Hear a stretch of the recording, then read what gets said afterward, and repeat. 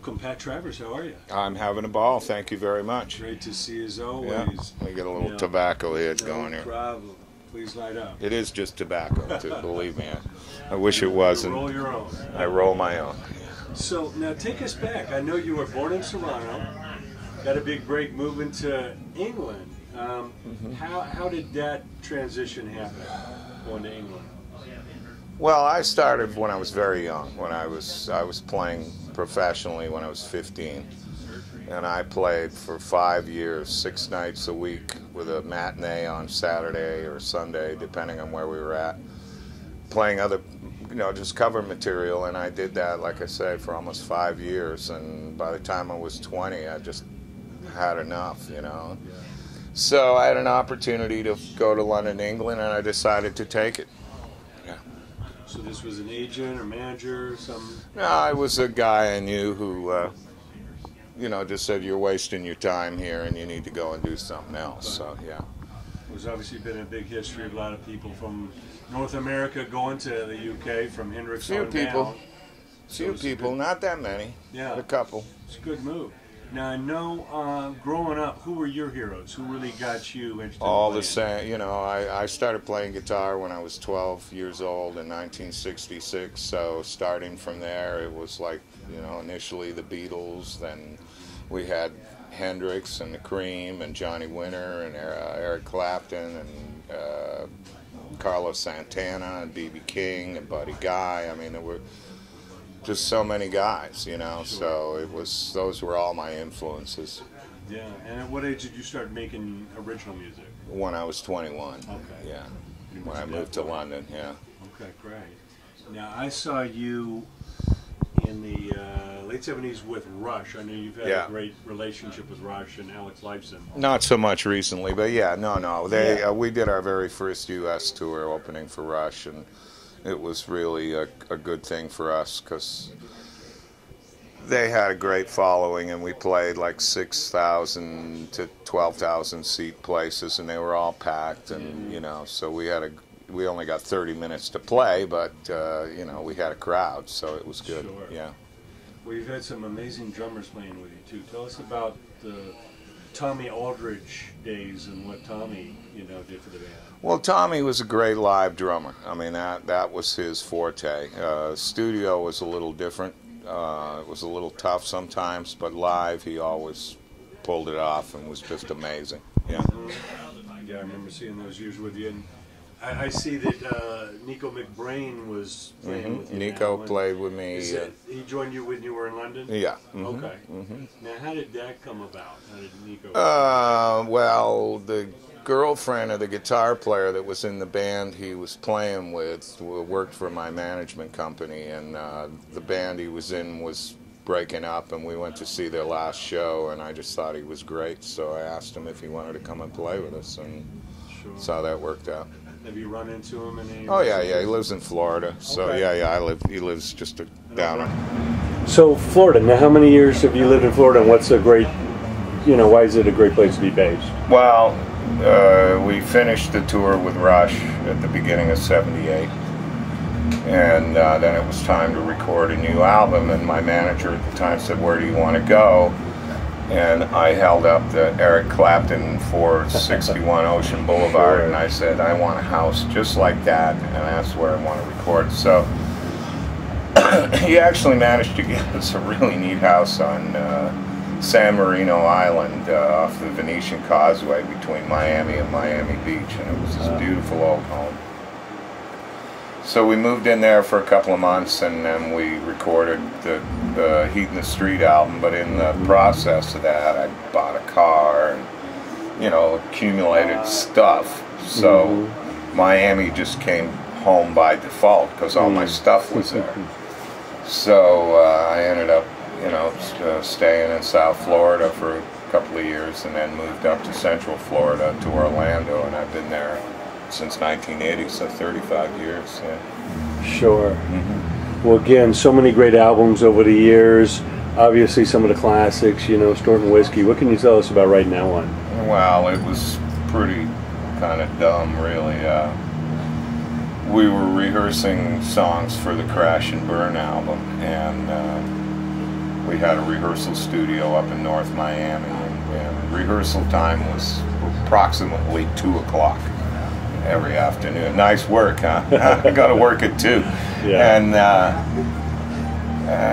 everybody was there but our guitar player, Pat Thrall, and he wasn't there at 3, and he wasn't there at 4, and he wasn't there at 5, and it's pre-cell phone, so there's no way to get in touch with him. And all of a sudden around 5:30 the studio door gets kicked open, and here he comes with his girlfriend. She's got one boob hanging out, and they're obviously been, you know, they're going around the clock at this point. So I said, "What have you been doing, brother?" And he said, "Snortin whiskey and drinking cocaine." And I went, "Well, that sounds like a song." And I already had the guitar riff, and I wrote the song in about 7 minutes, so it was, you know, pretty easy. Gave him 50% of the publishing too for showing up late, drunk, and high. You were more than generous. I was way more than generous. Yeah. Amazing. And I know, you know, the Boom Boom Out Goes the Lights, the Little Walter song, you know, it's been such a great, you know, standard for you now over the years. What appealed to you about wanting to cover that song? Well, when I was 13 years old in Ottawa, Canada, and it was in the summer, and there was all these outdoor concerts, and there was a blues band from Hamilton, Ontario, with a guy called King Biscuit Boy. His actual name is Richard Newell.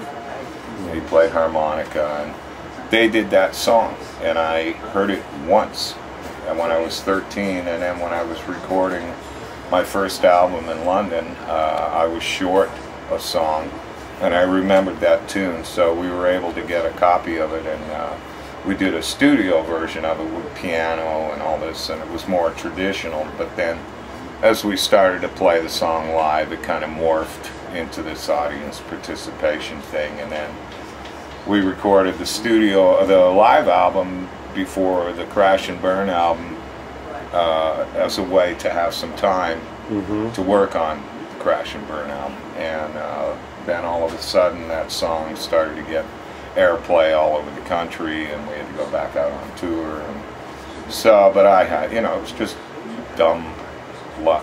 Yeah, but it's a perfect kind of call and response, like an audience participation. Sure, but it was just dumb luck. I never, at the time, when I never thought it was anything except just a dumb little old blues tune, you know? Sure. Well, you got a great element of the blues, you know, in what you play, and you know, there's been a lot of great blues players, you know. Unfortunately, we just lost one of the kings. I know. I was lucky enough to get to jam with him, well, once anyway, and then we did a show with him another time in Orlando. And yeah, he was definitely a gentleman of the blues for sure. Tell us about the opportunity, what that experience was like to play with B.B. King.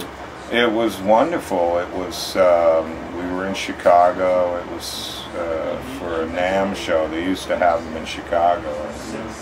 And it was for Gibson guitars. And, Neil Sean was there, and myself, and B.B. King, and a couple other guys. And B.B. goes, "Okay, we're going to do a little blues in B flat now." B flat's a terrible guitar key. Anyway. And the guitar amp I had no overdrive, so it was totally clean. Neil, of course, had all the overdrive and distortion. And so we're doing this slow blues, and B.B. sings a couple of verses, and he points to Neil to solo. And Neil is like, you know, lightning striking, and frets are melting, and ladies' dresses are coming off, and tables and chairs are falling over. And he does a couple of turnarounds, and then B.B. points to me, and I just closed my eyes, put the thing in the middle position, the pickup position, and just tried to play as soulfully as I could. And I did a couple of turnarounds, and then when I opened my eyes and looked at B.B., and he was looking at me, and he went like this, and he gave me the thumbs up. But then he went, da-dum, and the whole place just exploded. So he just played 2 notes. So that was an education right there. Yeah. Amazing stuff. Now tell us about the latest, the Retro Rocket. Well, it's a kind of an unusual project. The way it was originally presented to me was they had these backing tracks with drums and bass. And there was a little other bits and pieces on it, but nothing, no vocals, no anything. And some of them were pretty long jams too. And I was asked if I could put guitar and vocals on these backing tracks, which I couldn't change. You know, I can't. If I don't like that note, I got to make it work somehow, because I couldn't change the bass notes or, you know, change any. So I had to work with what I had. And I just went into the studio and just blasted it through the speakers and just played along with a 57 Les Paul, and then came up with some lyrics, and then I wrote a couple other songs too, a Hellbound Train and a couple other ones, and you know, I didn't really, you know, it was kind of busy work, you know, it was just busy work. It's not my band, it's just me getting Something paid different. to do something interesting to kill some time. But it's turned out pretty good, and people seem to like it. I don't think it's going to sell 1 million albums, but you know, it's doing all right. Great. And how'd you come to collaborate with the Extreme guys on Get the Funk Out? That was Nuno sought me out. Yeah, that was a long time ago. That was 1990. Yeah, Nuno came. They were recording here or down in L.A. and I was playing a show. Oh, thanks, brother.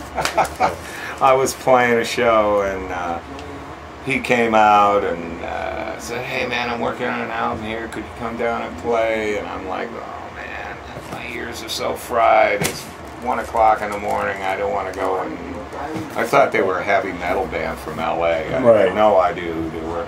Yeah.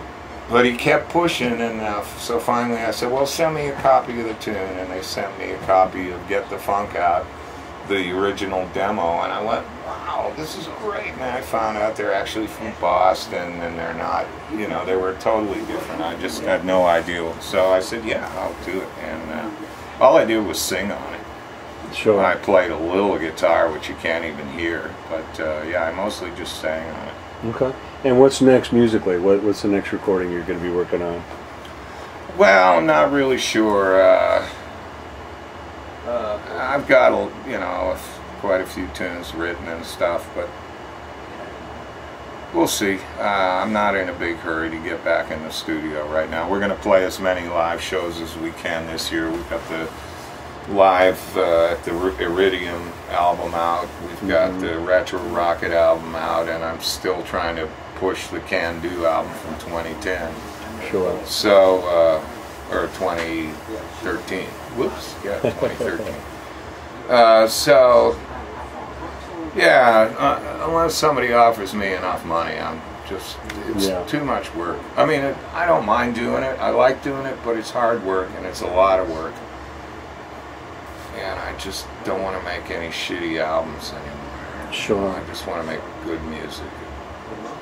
And I don't see the point in spending all that time on 12 songs for a CD when nobody's ever going to hear them or even buy the CD. What's the frickin' point? You know. So focus more on the live show. Now, No, I just think the whole system has to change. There's why put all that effort into coming up with 12 songs that nobody's ever going to fucking hear or listen to. It's annoying. So just do 2 or 3, make a YouTube video, hope for the best. You know, that way you can just focus on 3 songs instead of focusing on 12. Yeah. Getting paid no money to do it, and then no chance of it ever getting heard or doing anything. It's an exercise in futility. Sure. Well, with the business aside, what advice do you give to that young player in that band in the garage right now trying to become a Mercedes mechanic? Get paid some real money. What if they won't stop music? What advice do you give to a young player? I don't have any. Just take chances. You're on your own, buddy. You're on your own. You figure it out. I really couldn't tell you. I'm not a wealthy or a successful guy, so I don't want to give any advice. Just you figure it out. Just be yourself. Yeah, become a Mercedes mechanic. That's what I would do if I had it over to do over again. Well, Pat, we really appreciate the music you've given us. Can't wait for the show tonight. Well, thank you so much. All right, brother. Our pleasure. Cheers. Appreciate it. Thank you.